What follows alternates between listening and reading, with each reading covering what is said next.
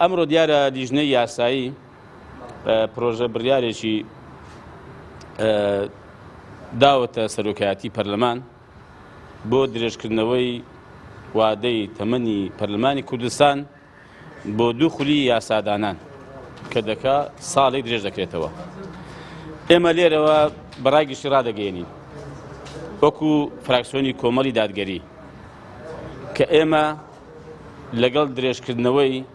تەمەنی پەرلەمانین بە هیچ شێوەیەکی بۆ ئەوەی کە هەڵبژاردنی پەرلەمانی کوردستان لە وادەی دیاریکراوی خۆیدا بکرێ. ئێمە لە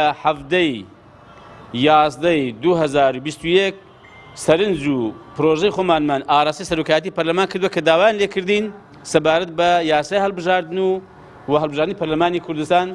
چۆن بکرێەوە، چی هەموار بکرێەوە، ئێمە چۆنی بکەین. دواخستنی هەڵبژاردنەکان هەڵبژاردننی پەرلەمانی کوردستان لە وادەی خۆی دەیخەینە ئەستۆی دەسەڵاتی هەرێمی کوردستان کە ئەوان بەڕاستی بەرپرسن کە زۆرینەن لە هۆڵی پەرلەمان و دەسەڵاتی ئەم هەرێمی کوردستانیان لەدەستە وەکو سەرۆکایەتی هەرێم، وەکو سەرۆکایەتی حکوومەت، سەرۆکایەتی پەرلەمان، زۆرینەی پەرلەمانی ئەوان بەرپرسیارن لە دواکەوتنی و دواخستنی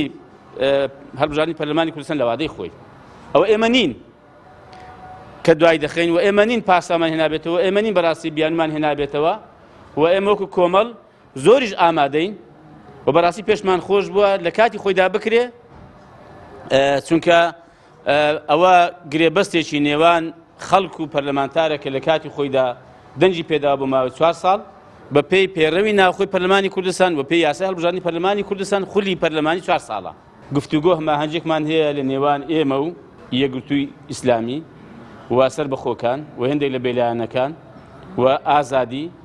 لەم ڕۆژانە بەڕاستی کۆبوونەوەی کەش دەکەین داخۆ ئێمە هەڵوێستمان چی بێ، بەڵام گرنگ ئەوەیە ئێمە لەگەڵ نین کە ئەم پەرلەمانە تەمەنی خۆی درێژ بکاتەوە